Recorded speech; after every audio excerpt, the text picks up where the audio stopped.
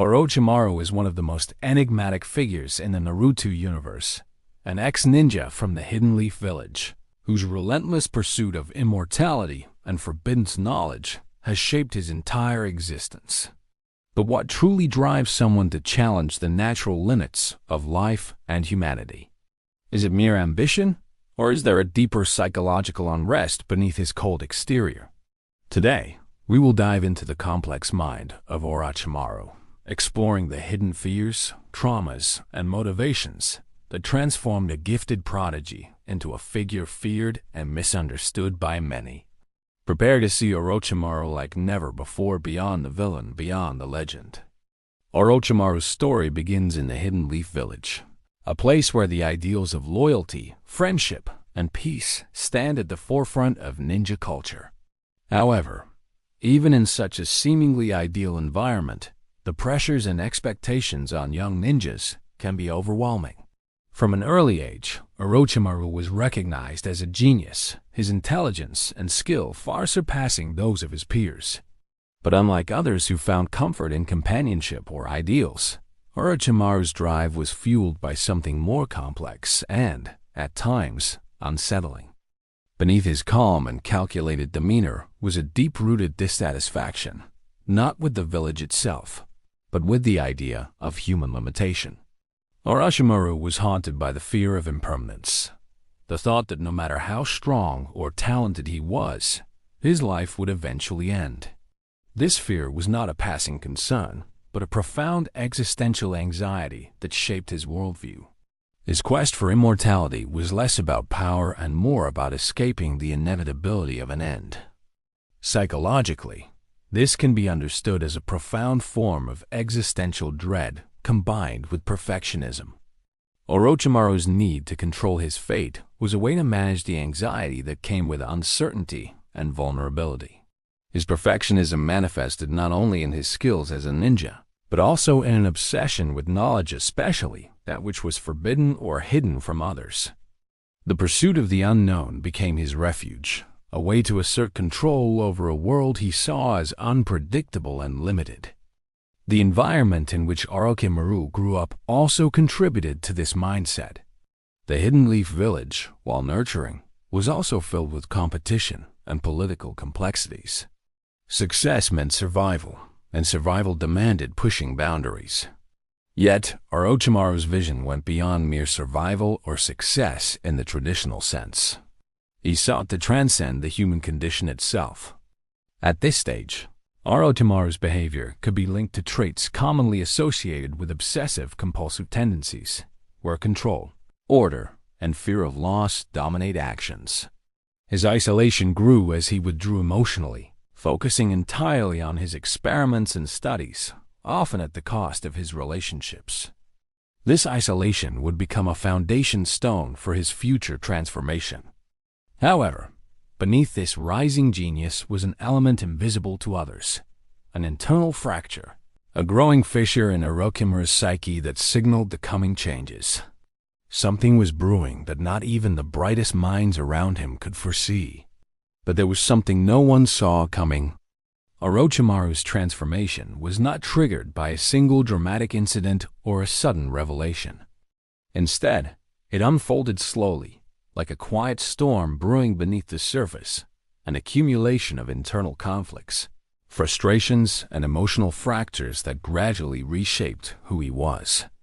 His profound awareness of the limits imposed by human nature clashed with his extraordinary talents, creating a tension that became impossible to ignore. Despite being one of the most gifted ninjas of his generation, Orochimaru was painfully aware that even his abilities had boundaries, and that the inevitable course of life would one day claim him like anyone else. This awareness weighed heavily on him, fueling an undercurrent of existential anxiety. The thought of a life cut short, of knowledge lost, and potential wasted was unbearable. For Orochimaru, the natural cycle of life and death was not a comforting concept. It was a barrier that demanded to be overcome. This fundamental conflict began to unravel his understanding of the world around him and his place within it. It was during this critical period that Orochimaru's faith in the traditional values of his village, the hidden leaf, began to waver. The teachings of honor, loyalty, and acceptance of natural order suddenly felt confining, even suffocating. What if those values were not absolute truths, but rather chains holding him back from true freedom? What if the fear of death was a lie society told itself to maintain control? These unsettling questions sparked a rupture in Orochimaru's psyche, a fissure between his intellectual pursuit of truth and the emotional weight of his fears. From a psychological perspective, this rupture reflects the experience of cognitive dissonance. Orochimaru's brilliant mind confronted contradictory realities. On one hand, the acceptance of human limits. On the other, an overwhelming desire to transcend those limits. This inner conflict generated discomfort so intense that instead of reconciling these ideas, he chose to reject the boundaries entirely. His mind began to forge a new reality where rules, morals, and ethics could be bent or broken in the pursuit of a higher purpose. This shift did not go unnoticed by those around him.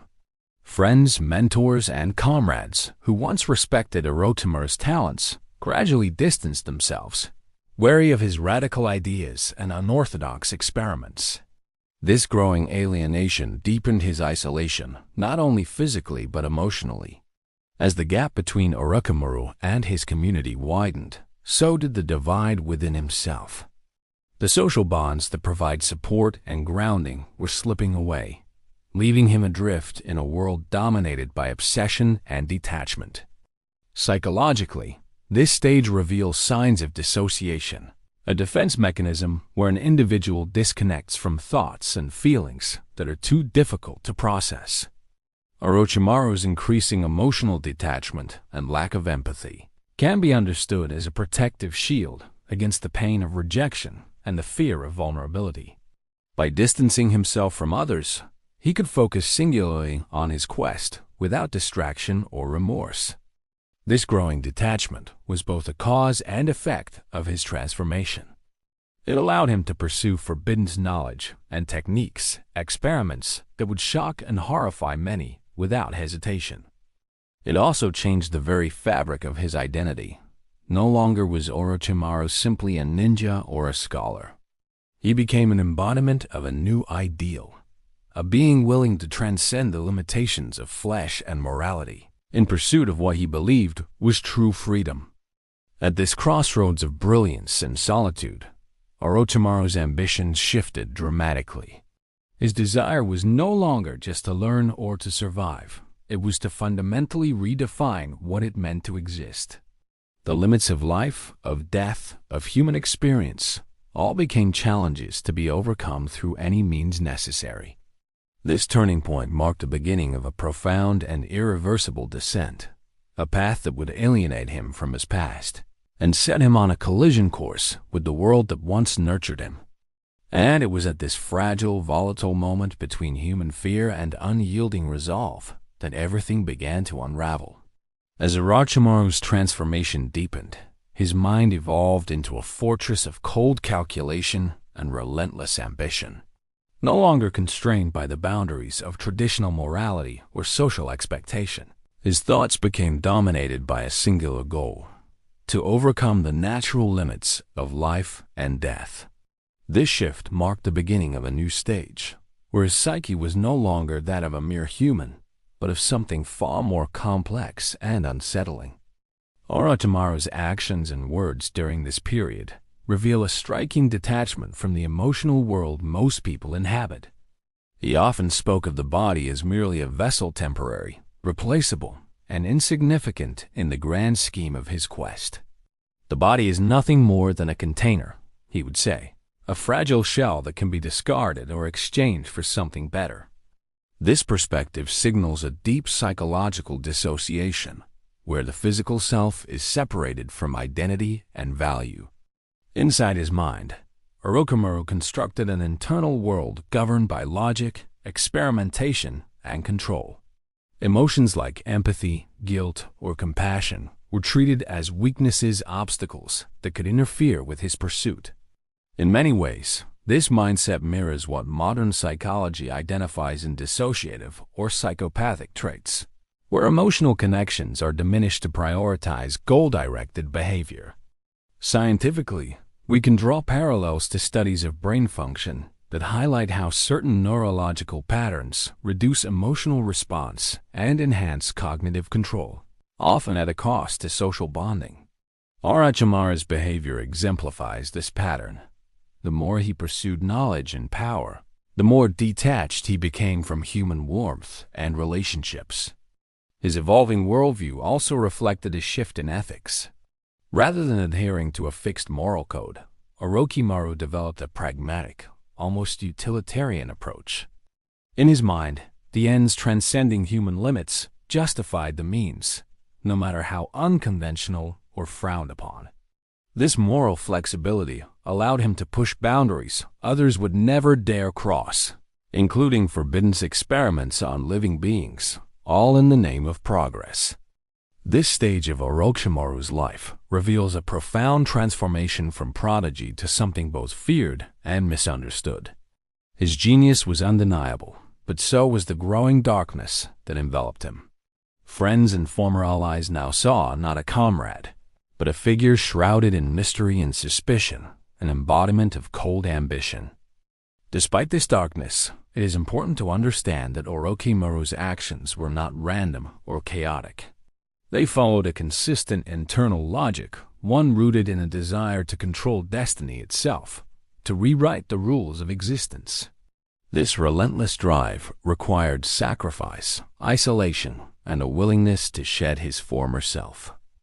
In this way, Orochimaru's evolution can be seen as a cautionary tale about the dangers of unchecked obsession, but also as a profound exploration of the human psyche's potential for transformation. The mind, when pushed to extremes, can create new realities, sometimes monstrous, sometimes brilliant. Yet, even as Orochimaru seemed to embrace his new identity fully, a deeper, more terrifying force lay dormant within him, an aspect of his psyche not yet awakened. The surface had changed, but the true depths of his potential were still hidden, waiting for the right moment to emerge. But the true darkness was still asleep. Every journey has a moment when the path behind disappears, leaving only the road ahead, uncharted, irreversible, and daunting. For Orochimaru, this moment was when he crossed the boundary between ambition and obsession, between exploring possibilities and fully abandoning the moral compass that once guided him. The point of no return was not simply a choice. It was a transformation in how he viewed himself and the world around him. Up to this stage, Orochimaru had wrestled with doubt, fear, and social rejection. But there remained a part of him connected to his origins, a fragment that remembered friendship, loyalty, and the principles of the Hidden Leaf Village. However, the deeper he ventured into forbidden knowledge, the more distant those ties became. The cost of his quest was isolation, and the price of isolation was the erosion of empathy. This turning point can be understood through the lens of moral disengagement, a psychological process where individuals justify unethical behavior by redefining harmful actions as acceptable, minimizing personal responsibility, or blaming others. Orochimaru's internal dialogue shifted from, "Is this right or wrong?" to "Does this serve my purpose?" and "Who has the right to limit my pursuit?" This rationalization opened the door for actions once unimaginable. The ethical landscape around Orochimaru blurred into shades of gray. His experiments transcended conventional boundaries, often involving risks and consequences that others could not tolerate. Yet, in his mind, these were necessary steps toward a higher goal. The dilemma for those observing him was profound. Was Orochimaru a villain or a visionary? A madman or a misunderstood genius? This dilemma extends beyond fiction into real-world questions about progress and ethics. When, if ever, is it justifiable to break rules for a greater cause? Where do we draw the line between courage and recklessness? Orochimaru's journey forces us to confront these questions without easy answers. As Orochimaru embraced his new worldview, his perception of life itself shifted dramatically. The concept of mortality no longer inspired fear, but became an obstacle to be overcome by any means necessary. The boundaries of the human body and mind were no longer sacred, but malleable, subject to manipulation and change. Yet, this radical shift also isolated him further. The community that once nurtured his talents now saw him as a threat, someone who had betrayed their shared values. This rupture was both personal and symbolic. Orochimaru had severed his roots to grow in a direction no one else could follow. Despite this alienation, Orochimaru's conviction remained unshaken. He had passed the point of no return, and there was no going back. The question that lingered and haunts anyone who studies his path is unsettling. What if he is right? What if the fear of death and limitation is what truly holds humanity back? If so, are the sacrifices and consequences worth it? This question disturbs the viewer, inviting deep reflection on ambition, morality, and the human condition. Orochimaru's story is not just about a ninja breaking rules. It is about the eternal struggle between what we fear and what we desire, between safety and freedom, between conformity and transformation. As we stand at this crossroads with him, we must ask ourselves, would we dare to walk the path he chose? To truly understand Orochimaru, one must look beyond simple notions of evil or villainy and explore the cold, calculated logic driving his every move. What may appear as monstrous or terrifying on the surface is, in fact, grounded in a clear and consistent internal rationale, complex psychological and scientific framework that shapes his actions and decisions. Orochimaru's behavior aligns closely with patterns observed in personalities marked by obsessive-compulsive traits and narcissistic tendencies. Individuals with these traits often demonstrate an intense need for control and perfection, coupled with a diminished emotional response to others. For Orochimaru, this translates into a relentless drive to master his own existence, to bend reality to his will, and to discard anything, including relationships or morality, that might interfere with this goal. In psychological studies, such extreme control-driven behavior is sometimes linked to what is known as instrumental behavior, actions taken purposefully and strategically to a desired outcome, regardless of emotional cost. Orochimaru exemplifies this principle with every experiment, every manipulation, calculated to push the boundaries of human capability. This strategic mindset explains his capacity to maintain focus and calm, even in situations that would provoke fear or hesitation in others. From a scientific standpoint, Orochimaru's obsession with overcoming biological limitations finds parallels in real-world pursuits of longevity and genetic manipulation. Researchers who push ethical boundaries in search of medical breakthroughs face similar moral quandaries. The difference lies in intent and scope, but the tension between innovation and ethical restraint is a universal theme. Orochimaru's narrative also echoes historical examples where genius and obsession have intertwined with tragedy. Figures like Nikola Tesla or early pioneers of radical science were often misunderstood, isolated, and sometimes feared, not because they were malevolent, but because their vision challenged accepted norms. What sets Orochimaru apart, however, is the extent to which his calculations dismiss traditional emotional bonds. His detachment is not a lapse, but a sustained and conscious choice, demonstrating a cold rationality rarely seen in fictional characters. It is a logic where the horror is not chaos or madness, but a deliberate strategy, weighed to transcend the frailty of human life. This explains why Orochimaru's actions, while unsettling, never seem impulsive or chaotic. Each step is measured, each risk evaluated. His detachment allows him to operate without distraction, and his calculated cruelty, though never overtly violent in our telling, serves a purpose within his framework. When we compare Orochimaru to other figures in fiction or reality, This calculated detachment emerges as a defining trait. Unlike chaotic villains driven by passion or rage, Orochimaru is a strategist. His cold calculations create a pattern of behavior that is chilling, not because it is unpredictable, but precisely because it is methodical and unyielding. And in this pattern lies the disturbing revelation. Orochimaru is not insane or driven by blind impulse. His actions follow a precise internal logic.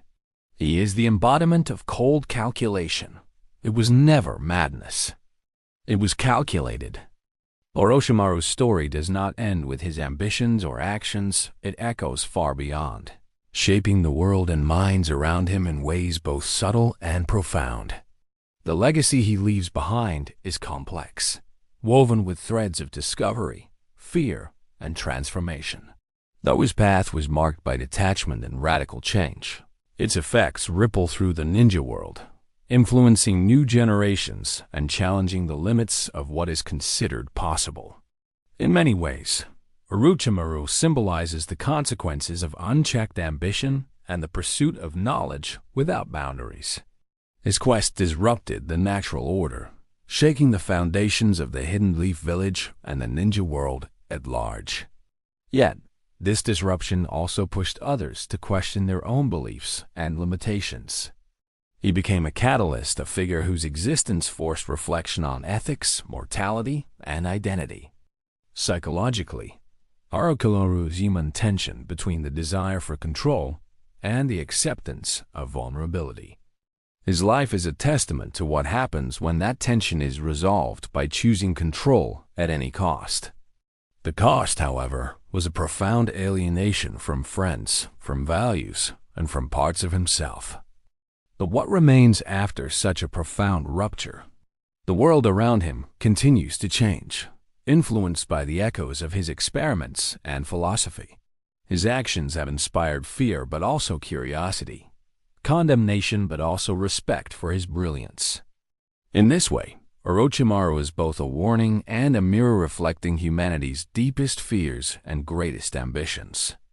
This legacy invites us to reflect on our own limits and values. Who are we to judge the paths others take in the search for meaning or transcendence? The lines between heroism and villainy blur when seen through the lens of perspective and context. Philosophically, Orochimaru's journey raises timeless questions. What does it mean to be human? Is it our mortality that defines us, or is it our will to surpass it? Can the quest for knowledge justify sacrifices? These questions remain open, challenging us to think beyond simple narratives. And perhaps the most unsettling thought of all is that Orochimaru's story might not be unique. There could be others, hidden or emerging, who will continue to cross the boundaries he dared to challenge. The cycle of ambition, rupture, and transformation may be an eternal one. So, while Orochimaru's chapter closes, the myth endures.